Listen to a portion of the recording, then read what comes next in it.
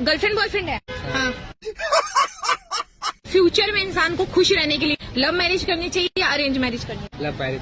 आप बताइए। Arrange marriage. Arrange marriage? Arrange marriage क्यों? पापा मम्मी की इज्जत थोड़ा खराब करनी है। शाबाश। अरेंज करोगे? हाँ। तो मुझसे क्यों करी प्यार? वो तो शादी से पहले सभी बॉयफ्रेंड बनाते हैं। तो पहले बोलना चाहिए। और मेरे माँ बाप जहाँ कहेंगे मैं वही ना करूँगी कि आपसे कर लूंगी, सब करते हैं तो मैं भी करूँगी। बड़ा हरामी हो बेटा। तो इनको क्यों बॉयफ्रेंड बनाया फिर? सब खर्चा उठाते हैं, अपनी गर्लफ्रेंड का तो ये भी उठा रहा है अभी। लव मैरिज है तो मानते ही नहीं है माँ बाप को, है ना? तो नहीं करोगे? प्यार क्या हमसे, शादी और किसी से कर रहे हैं? चूतिया बनाया तुमको। जो टूट गया आपका। ये भी परेशान हो गई है। क्या हो गया? अंडरस्टैंडिंग नहीं है क्या दोनों में? मतलब बताया नहीं था इनको पहले शादी नहीं करो? होने लगा मुझसे कुछ में। इस रील को 9.4 मिलियन व्यूज आए, जो कि बहुत ही ज्यादा व्यूज है। तो इस चीज को हम साइकोलॉजिकल पर्सपेक्टिव से देखेंगे कि क्यों आखिरकार सबसे पहले तो लड़की अरेंज मैरिज करना चाहती थी, क्यों उसका बॉयफ्रेंड था, क्यों उसके बॉयफ्रेंड ने ये सारी कम्युनिकेशन पहले क्यों नहीं की, ये सारी चीजें उसे तभी क्यों पता चली, क्या हुआ, उसने क्या क्या मिस्टेक्स की, सारी चीजों को हम देखते हैं। लड़की आखिरकार अरेंज मैरिज ही क्यों प्रीफर कर रही थी उसके बॉयफ्रेंड होने के बावजूद भी?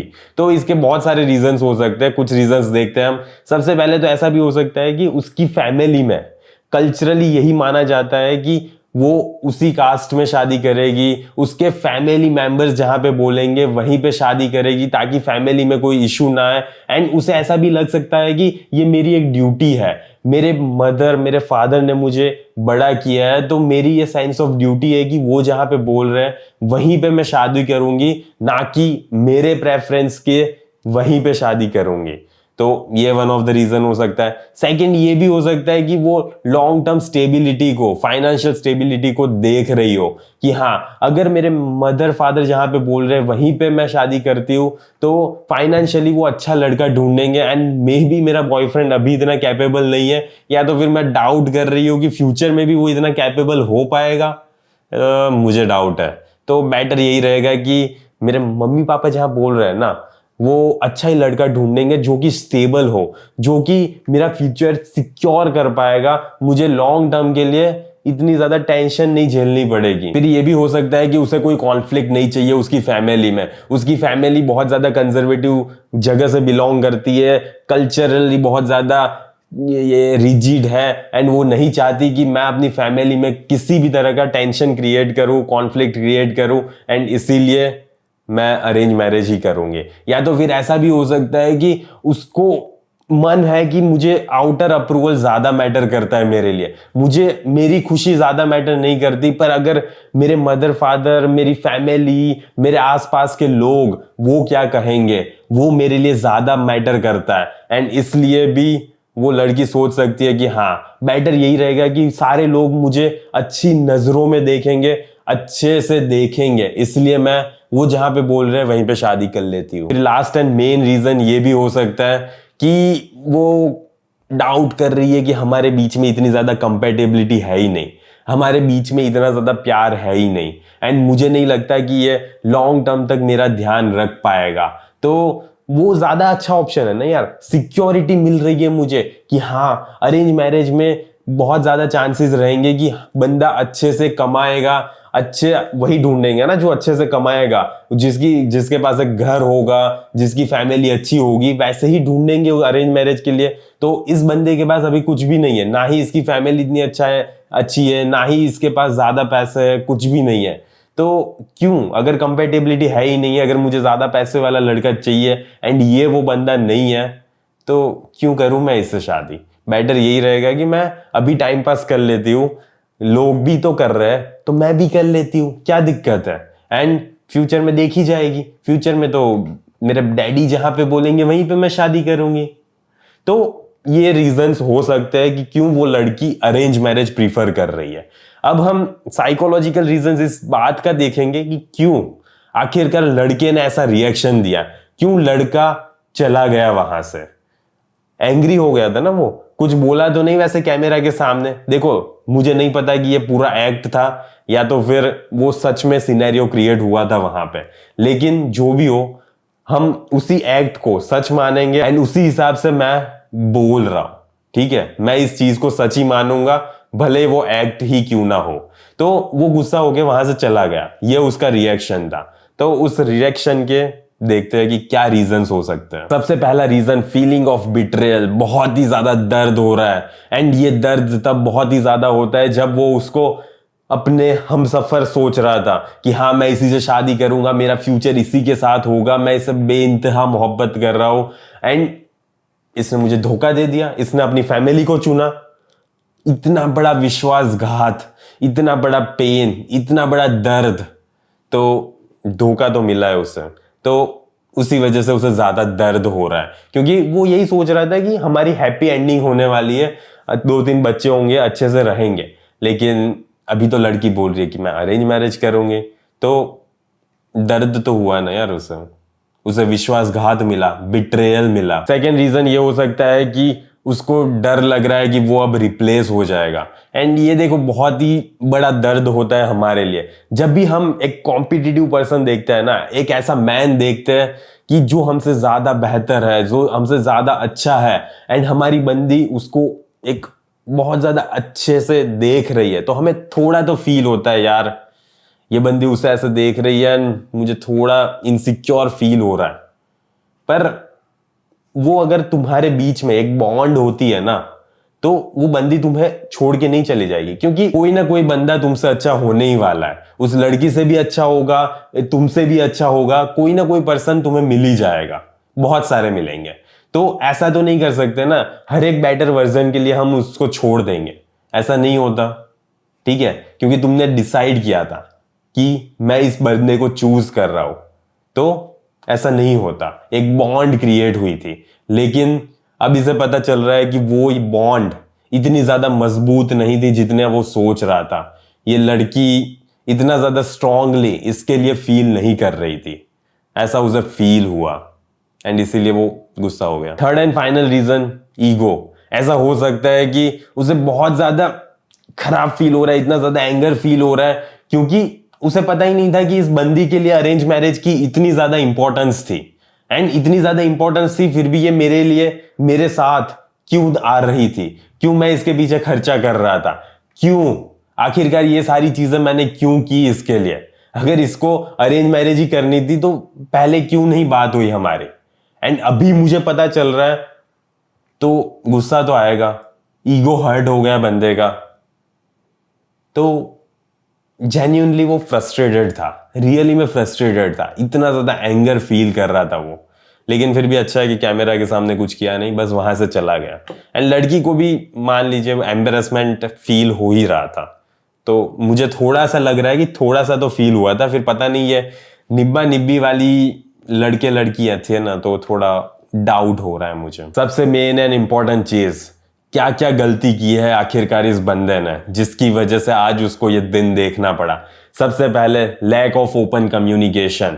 अगर उस बंदी के लिए अरेंज मैरिज का इतना ही ज्यादा इंपॉर्टेंस था कि वो अपने फादर के, मदर के खिलाफ नहीं जाने वाली, तो क्यों ये कम्युनिकेशन पहले ही नहीं हुआ, क्यों उसने बात नहीं की। उसने क्या अचानक अपने मन में से ऐसे एज्यूम कर लिया कि हाँ ये बंदी मेरे पास आई है, हम दोनों घूम रहे हैं, हम दोनों सब कुछ कर रहे हैं, मुझे नहीं पता, पर कुछ भी कर रहे हैं, तो ये इवेंचुअली अरेंज मैरिज में, या तो फिर सॉरी, ये इवेंचुअली मैरिज में तब्दील हो ही जाएगा।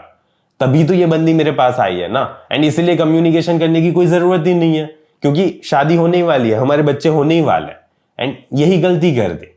ऐसा नहीं होता बच्चा। Communication is a very important की इन योर रिलेशनशिप। तुम्हें बैठ के देखना पड़ता है, सोचना पड़ता है कि तुम्हारा फ्यूचर कहां तक है, तुम्हारे गोल्स क्या है, तुम दोनों के मैच हो रहे हैं नहीं हो रहे, वो बंदी क्या सोच रही है, क्या करेगी तुम्हारे लिए, तुम क्या करोगे उसके लिए, डिस्कस करो, बातें करो। सेकंड, उसने ओवर रिएक्शन दिया, वो वहां से चला गया, एंगर में चला गया, फ्रस्ट्रेशन में चला गया, पर वो बंदा वहां से, उस जगह से चला गया, उस बंदी को वहीं पे छोड़ के। मोर एम्पैथेटिक वे क्या होता पता है, कि दोनों कामली सॉल्व करते कि अच्छा तुझे अरेंज मैरिज करनी है, तो अभी तक हमें क्यों ये सारी चीजों का पता नहीं था, क्यों तूने मुझे बताया नहीं, क्यों मैंने तुझे पूछा नहीं, मेरी भी गलती है, क्योंकि अभी तक क्यों मैंने पूछा नहीं तुझसे कि तुझे क्या करना है अपनी लाइफ में, तेरे लिए रियली में अरेंज मैरिज का इतना ज्यादा सिग्निफिकेंस है, तो मुझे पूछ लेना चाहिए था। गलती मेरी भी है, तो बेटर यही है कि अभी हम आगे क्या करेंगे ये डिस्कस कर लेते हैं।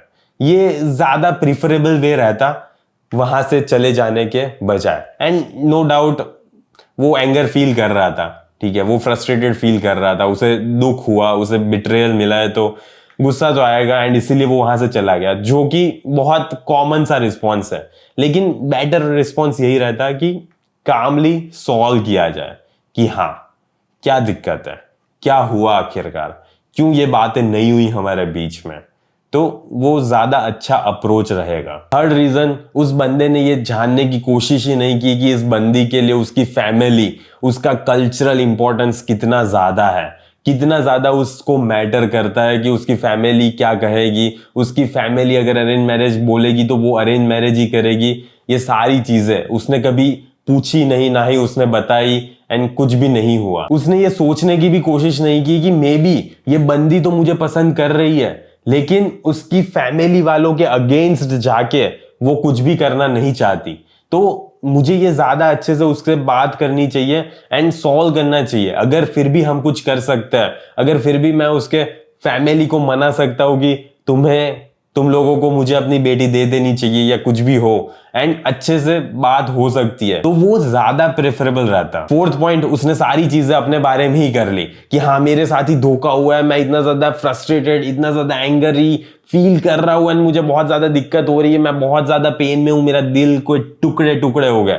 लेकिन उसने उस लड़की की कॉम्प्लेक्स सिचुएशन को समझने की कोशिश ही नहीं की।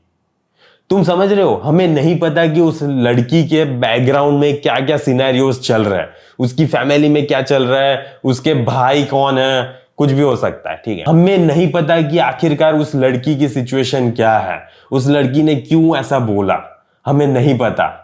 तो वहां पे सोचने समझने के जगह उसने सारी चीजें अपने बारे में ही कर दी है। हाँ मेरे साथ तूने ये किया है तो ठीक है मैं जा रहा हूं। ये सारी चीजें कैसे डिफरेंटली हो सकती थी?